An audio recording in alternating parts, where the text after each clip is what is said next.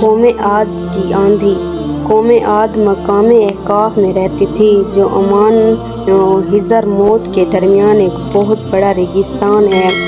اور ان کے مورث اعلیٰ کا نام عاد بن اوس بن ارم بن سام بن نوح ہے، اور پوری قوم کے لوگ ان کے مورث اعلیٰ عاد کے نام سے پکارنے لگے۔ یہ لوگ بت پرست اور بہت بد اعمال اور بد کردار تھے۔ اللہ تعالیٰ نے اپنے پیغمبر حضرت ہود علیہ السلام کو ان لوگوں کی ہدایت کے لیے بھیجا، مگر اس قوم نے اپنے تکبر اور سرکشی کی وجہ سے حضرت ہود علیہ السلام کو جھٹلایا اور اپنے کفر پر اڑے رہے۔ حضرت ہود علیہ السلام بار بار ان سرکشوں کو عذاب الہی سے ڈراتے رہے، مگر اس شریر قوم نے نہایت ہی بے باکی اور گستاخی کے ساتھ اپنے نبی سے یہ کہہ دیا کہ بولے، کیا تم اے ہود ہمارے پاس اس لیے آئے ہو کہ ہم ایک اللہ کو پوجیں، اور جو ہمارے باپ دادا پوجتے تھے انہیں چھوڑ دیں؟ تو تم لاؤ جس کا ہمیں وعدہ دے رہے ہو اگر تم سچے ہو۔ آخر عذاب الہی کی جھلکیاں شروع ہو گئیں۔ 3 سال تک بارش نہیں ہوئی اور ہر طرف قحط و خشک سالی کا دورہ ہو گیا، یہاں تک کہ لوگ اناج کے دانے دانے کو ترس گئے۔ اس زمانے کا یہ دستور تھا کہ جب کوئی بلا اور مصیبت آتی تو لوگ مکہ معظمہ میں جا کر خانہ کعبہ میں دعائیں مانگتے تھے تو بلائیں ٹل جاتی تھیں۔ چنانچہ ایک جماعت مکہ معظمہ میں گئی۔ اس جماعت میں مرثد بن سعد نامی ایک شخص بھی تھا جو مومن تھا،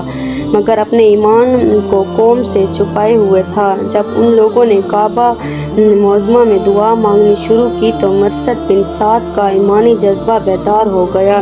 اور اس نے تڑپ کر کہا کہ اے میری قوم، تم لاکھ دعائیں مانگو مگر خدا کی قسم اس وقت تک پانی نہیں برسے گا جب تک تم لوگ اپنے نبی حضرت ہود پر ایمان نہیں لاؤ گے۔ حضرت مرثد بن سعد نے جب اپنا ایمان ظاہر کر دیا تو قوم عاد کے شریروں نے ان کو مار کر پیٹ کر الگ کر دیا اور دعائیں مانگنے لگے، اور اس وقت اللہ تعالیٰ نے 3 بدلیاں بھیجی، ایک سفید، ایک سرخ، ایک سیاہ، اور آسمان سے ایک آواز آئی کہ اے قوم عاد، تم لوگ اپنی قوم کے لیے ان 3 بدلیوں میں سے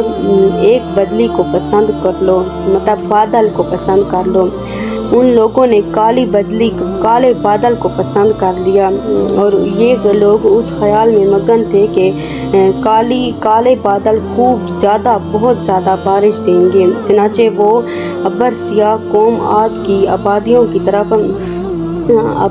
طرف چل پڑا۔ قوم عاد کے لوگ کالے بادل کو دیکھ کر خوش ہوئے۔ حضرت ہود علیہ السلام نے فرمایا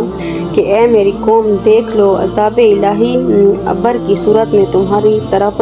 بڑھ رہا ہے، مگر قوم کے گستاخوں نے اپنی نبی کو جھٹلایا اور کہا، کہاں کا عذاب اور کیسا عذاب؟ یہ تو بادل ہے جو ہمیں بارش دینے کے لیے آ رہا ہے۔ یہ بادل پچھم کی طرف آبادیوں کی طرف برابر بڑھتا رہا، اور ایک دم ناگہاں اس میں سے ایک آندھی آئی جو اتنی شدید تھی کہ اونٹوں کو ماں اور ان کے سوار کے اڑا کر کہیں سے کہیں پھینک دیتی تھی، پھر اتنی زوردار ہوئی کہ درختوں کو جڑوں سے اکھاڑ کر اڑا لے گئی۔ یہ دیکھ کر قوم عاد کے لوگ اپنے سنگین محلوں میں داخل ہو کر دروازوں کو بند کرنے لگے، مگر آندھی کے جھونکے نہ صرف دروازوں کو اکھاڑ کر لے گئے بلکہ پوری عمارتوں کو جھنجھوڑ کر ان کی اینٹ سے اینٹ بجا دی۔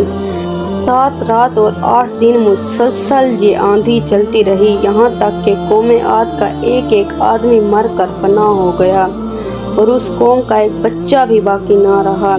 جب آندھی ختم ہوئی تو اس قوم کی لمبی لمبی لاشیں زمین پر اس طرح پڑی ہوئی تھیں جس طرح کھجوروں کے درخت اکھڑ کر زمین پر پڑے ہوں۔ چنانچہ ارشاد بانی ہے کہ اور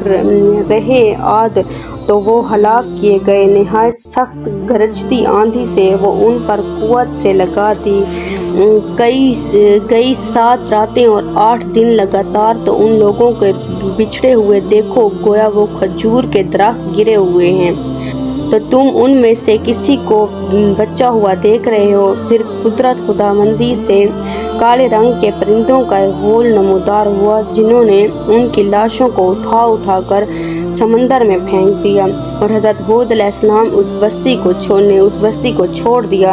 और चंद मोमिनीन को जो ईमान लाए थे साथ लेकर मक्का मुकरमा में चले गए और आखिरी ज़िंदगी तक बैतुल्लाह शरीफ में इबादत करते रहे। कुरान करीम के इस दर्दनाक वाक़े से ये सबक हमें मिलता है कि कौम आद जो बड़ी ताकतवर और बड़ी कद आवर कौम थी और उन लोगों की माली खुशहाली बेनहायत मुस्तहकम थी, क्योंकि लहलाती खेतियाँ और हरे बड़े बागात उनके पास थे। पहाड़ों को तराश कर उन लोगों ने गर्मियों और सर्दियों के लिए अलग अलग महलात तामीर किए थे और उन लोगों की अपनी कसरत और ताकत पर बड़ा एतमाद और अपने तमूल और सामान ऐश व इशरत पर बड़ा नाज था। मगर कुफ्र और बदअमालियों और बदकारियों को मनहूसियत ने उन लोगों को कहरे इलाही के अजाब में इस तरह गिरफ्तार किया कि आंधी के झोंकों और झटकों ने उनकी पूरी आबादी को झंझोड़ कर चिकनाचूर कर दिया और उस पूरी कौम के वजूद को सिफ़ाए हस्ती से इस तरह मिटा दिया कि उनकी कब्रों का भी कोई निशान बाकी नहीं रहा। तो फिर भला हम लोग जैसे कमज़ोर कौमों का क्या ठिकाना है कि अज़ाब इलाही के झटकों की ताब ला सकेंगी। इसलिए जिन लोगों को अपनी और अपनी नस्लों की खैरियत और बका मंजूर है, उन्हें लाजिम है कि वो अल्लाह और रसूल की नाफरमानियों और बदअमालियों से हमेशा बचते रहें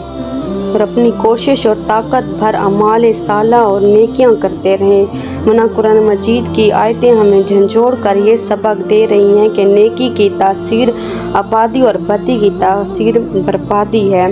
कुरान मजीद में है कि पढ़ लो, यानी बहुत सी बस्तियां अपनी बदकारियों और बदअमालियों की वजह से हलाक व बर्बाद हो गई थीं। और कुरान मजीद में ये भी है कि अगर बस्तियों वाले ईमान पर रहते तो और तकवा अख्तियार करते तो हम उन पर बरकतों के दरवाज़े आसमान और ज़मीन से खोल देते हैं, लेकिन